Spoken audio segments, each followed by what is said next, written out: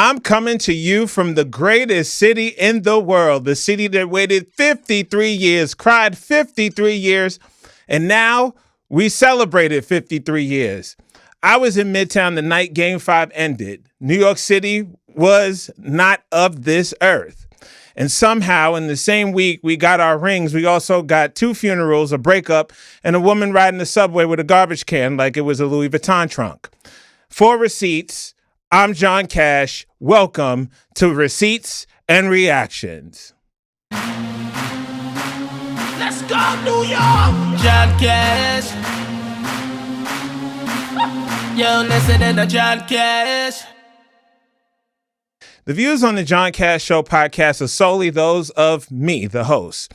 Everything you hear is for entertainment and informational purposes. I am not your lawyer, your therapist, or your pastor, though I've been told I give better advice than all 3. In this episode, we talk about community theories surrounding Clive Davis and Whitney Houston's death. To be crystal clear, Whitney Houston's death was officially ruled accidental drowning due to the effects of cocaine by the Los Angeles County coroner. No criminal charges were ever filed against Clive Davis. What we're discussing is the cultural conversation, not legal findings. We present the receipts. You decide what to do with them. Everything in this episode is sourced from publicly available reporting. Links are in the show notes. We do our homework, but breaking news does move fast. Always check the primary source. This episode contains adult language and unfiltered commentary. If that's not your thing, respectfully, this might not be your show. Knicks up, let's keep moving. You like that, Justin? I did like that. That was a nice little catchphrase. So, Clive Davis is dead. 94 years old, Brooklyn-born, Manhattan-made, the man they called the Golden Ear, the man responsible for Whitney Houston, Aretha Franklin, Bruce Springsteen, Alicia Keys, and Notorious B.I.G., Usher, TLC, gone June 22nd due to an age-related illness, surrounded by family at his Manhattan home. And before his family could even finish the statement, Black Twitter was already in the comments with the receipts out. Now let's go to the facts. He had 66 years in the music business. He was Columbia Records president. He founded Arista Records, founded J Records. He was the chief creative officer of Sony Music until his death. He was a rock and roll Hall of Famer, and he was inducted in 2000 as a non-performer, one of the rare suits the culture actually acknowledged. His pre-Grammy gala, say that 3 times fast, at the Beverly Hilton, one of the most prestigious nights in music, annual, sacred, until it wasn't. He was hospitalized in late May for an upper respiratory infection. He was discharged and then gone 2 weeks later.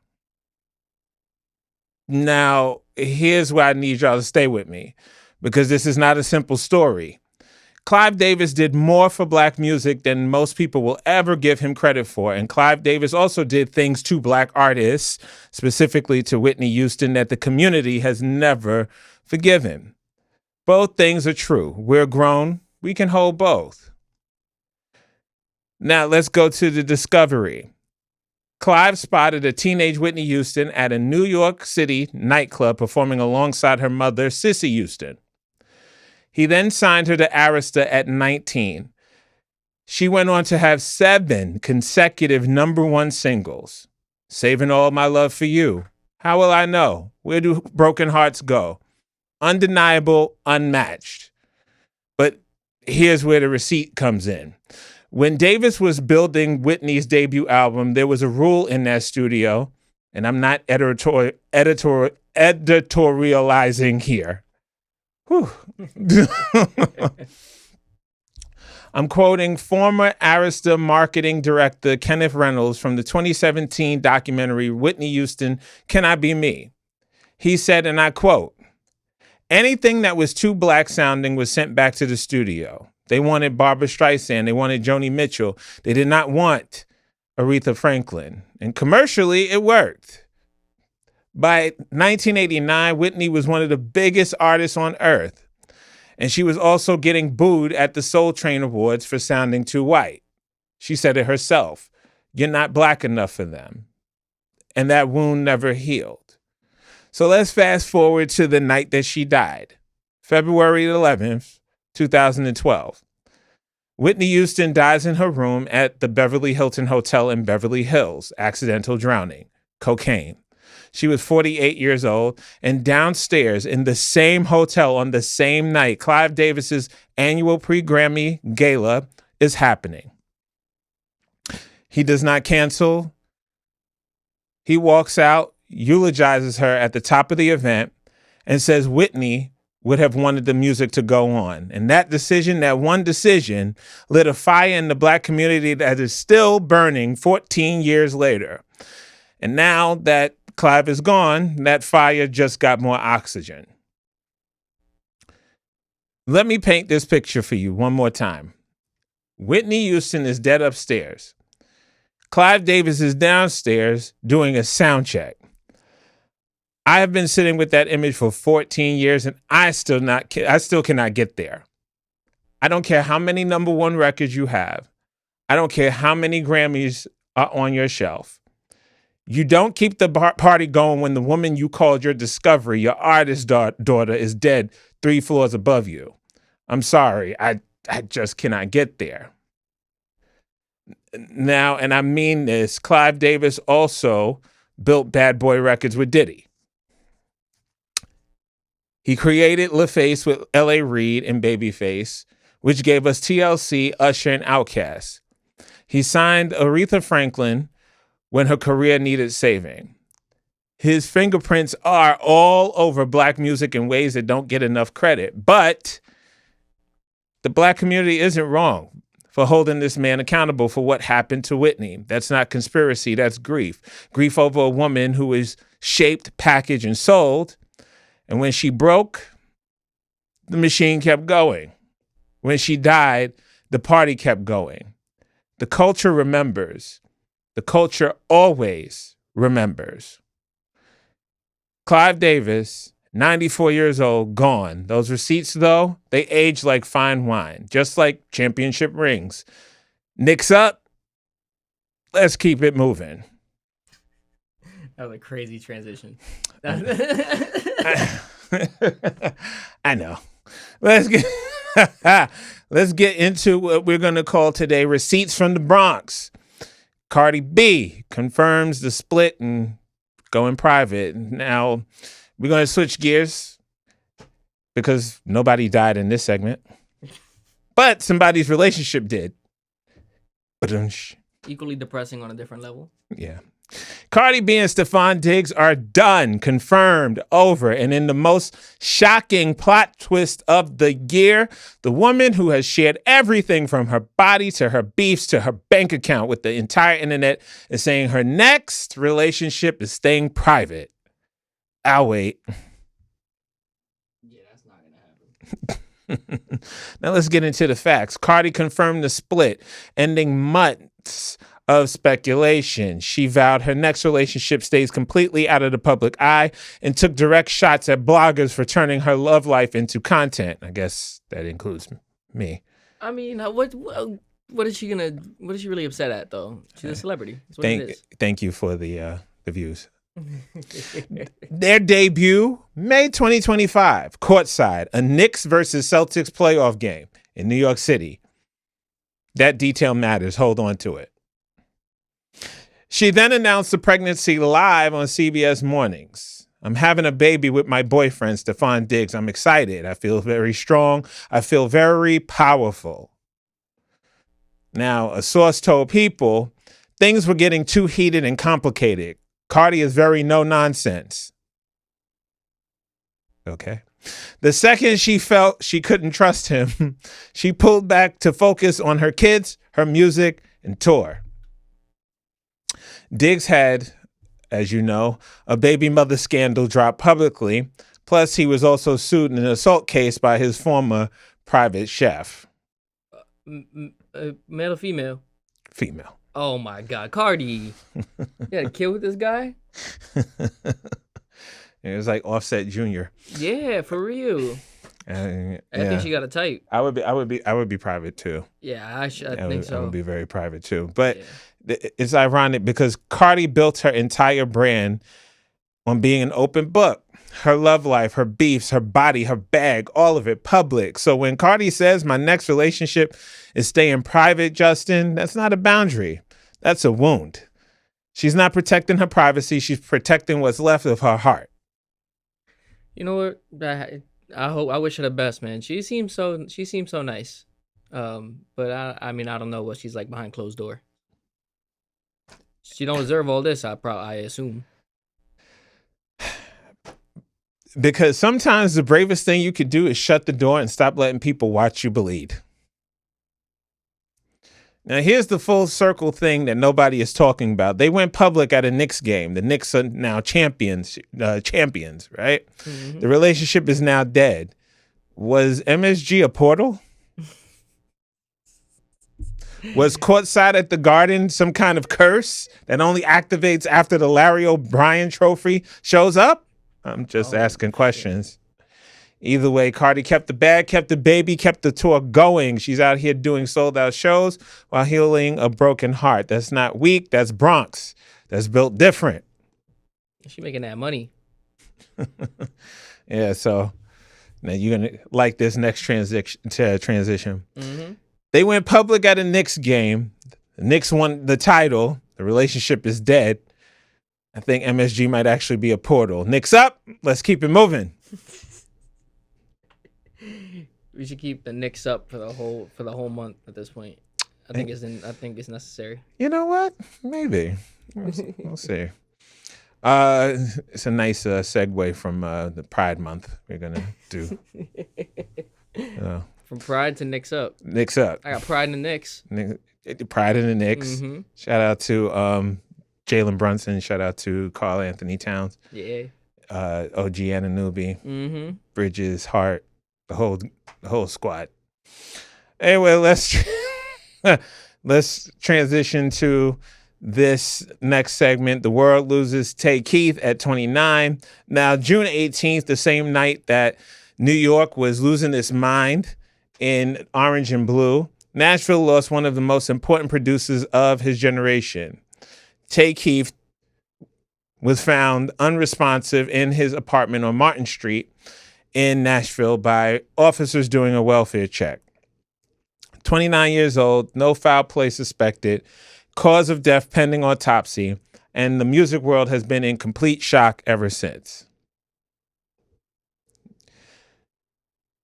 Now, let me just run the tape for anybody who needs a reminder of what this man did. He co-produced Travis Scott's Sicko Mode, #1, Grammy-nominated.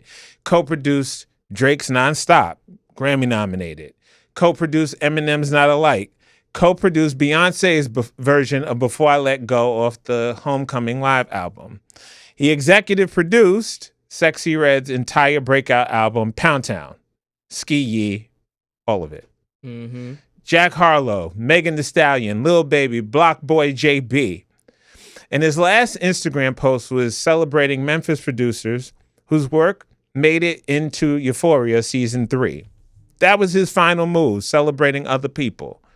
That's who he was. Hey, what you doing? Stop what you're doing right now and subscribe to the John Cash Show podcast. Tay Keith was 21 years old when Drake called him. 21. Most of us at 21, we're still figuring out how to do our laundry and not overdraft our checking account. This man was in the studio co-producing #1 records for the biggest rapper alive. He started making beats at 14 in Memphis. By 21, he had Drake. By 25, he had Beyoncé. And we lost him at 29. I need somebody to make that math make sense to me because I've been staring at those numbers all week and I can't do it. He mentored young artists through his company, Drumatized.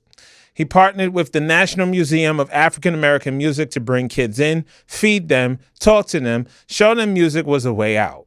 He was a mental health advocate. He supported cancer causes in honor of his late mother. This wasn't just a producer. This was a whole human being who was quietly doing the work while his records were playing everywhere. 29 years old. The autopsy is still pending. We don't have answers yet, What we do have is the music, and that's going to outlive all of us. Rest easy, Tay Keith.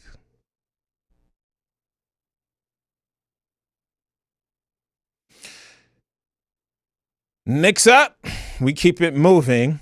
Hey, don't just watch, join the movement. Subscribe to the John Cass Show right now. Okay, after all of that, Clive, Cardi, Tay Keith, we needed something to hold on to this week. In New York City delivered in a way that I don't think any of us are fully ready to process yet. The New York Knicks are NBA champions. Yeah. Say it again. Time. The New York Knicks are NBA champions, the first time in 53 years. And I was in Midtown Manhattan the night it happened. And I need to tell you what it actually felt like. I need y'all to understand what that night felt like. I'm going to explain it the best way that I can. So after the final buzzer, and I was amongst a sea of people, I looked around Midtown and I saw grown men crying. Not a little misty, not something in my eye, full ugly ass cry in the street, in public, in New York City, where we do not do that. I know a few people who was in tears. Yeah, I saw a couple of Jewish people getting sturdy on top of a truck too. Word? Yeah, on 8th Avenue. Type shit. Yeah, everybody, the city was healing. Yeah.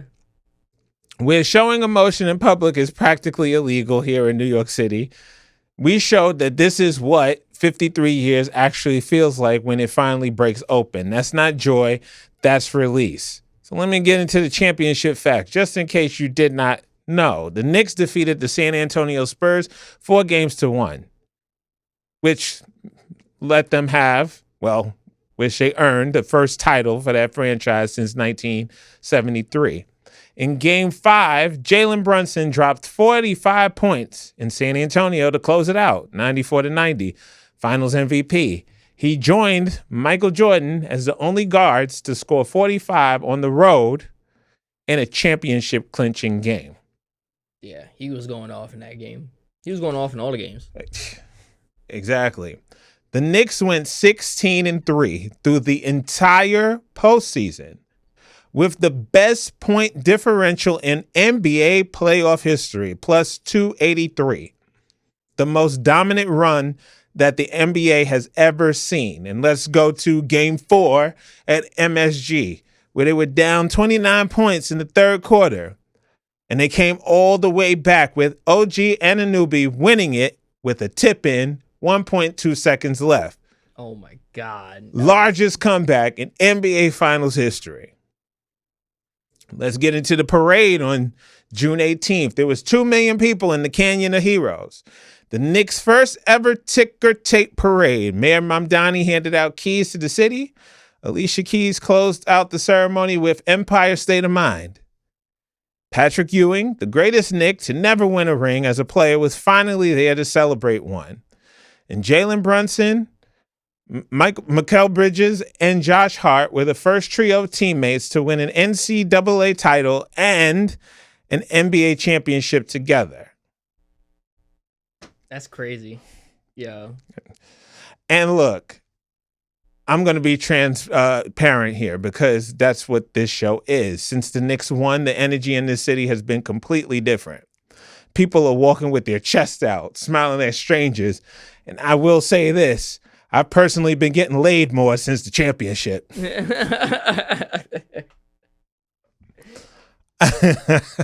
man, love is in the air, bro. New York is moving different. It's like it's the golden age of New York right now. Yeah, I got home at 8 a.m. That morning, the next morning. Oh, shit. Yeah. So on my way home, and then somebody coming from, I guess, a view party, and he's like, "Oh, you look cute. You look handsome." And then I was like, "Oh, thank you." And you want to go back with me? Yeah. Word? Yeah. Nice. Very nice. Very simple, very quick. Very simple, very quick, very, very loud. There we go. Yeah. Know my name. Right? I don't know if it's the winning energy or the orange and blue in the air or what, but New York is in its bag right now, and I'm not as upset about any of it, not even slightly. But look, not everybody handled this championship energy responsibly, and this is where it gets interesting. Let's get into the trash can saga. Ah, yes. When Knicks fever cost you your career. Okay. All right. So she had a whole job. Wait, what are we talking about? A whole title. The lady who lost her job for stealing the trash can. She had a LinkedIn page, a career, a reputation she spent years building. And she looked at a New York City Department of Sanitation garbage can, and said, "That's mine." I did see this. She dumped all the trash on the floor, right? Oh my God. Yeah, no, she fucking earned that. Ma'am, the Knicks won a championship, not a giveaway. You were not supposed to take the decorations home. Now, let me just jump into the an abridged version of the full story. So NYC Sanitation put out special edition blue and orange commemorative trash cans for the Knicks championship. During the June 18th parade, Angie Baez, 40 years old, is caught on video walking up to one of these bins on Church Street in Manhattan, dumping the entire contents onto the sidewalk and walking away with the can. A second video surfaces of her on the New York City subway smiling with the orange and blue trash can between her legs, like a carry-on bag. Bro. The video then goes viral, millions of views. She gets identified via her LinkedIn profile, her title at JPMorgan Chase, Executive Director of Community and Industry Engagement for Card and Connected Commerce. What? They made that up. Now, note, some outlets called her a DEI exec. That was her title at a previous employer, The Infatuation. At Chase, Community Engagement. Get the facts right. That's why you have receipts and reactions here. Ooh. JPMorgan Chase confirms to NBC News that Baez no longer works for the company. TMZ then reports that she was fired directly after the bank reviewed the footage. NYC Sanitation then hits her with 2 summonses, $75 for littering and $100 for impeding sanitation operations. Bro, if she wanted to do this, why wouldn't you do it at like 3 a.m. when nobody's around? Nah, they were going to pick up the trash cans, I presume. Now, NYPD is not pressing criminal charges. The trash can was returned Wednesday morning. And she had to give it back. NYC Sanitation posted about it on social media with what can only be described as petty energy. And honestly, she earned it. Yeah, she made that bed. Now, let me give you my take. I get it. I was in Midtown. I understand the temporary insanity that Knicks fever produces.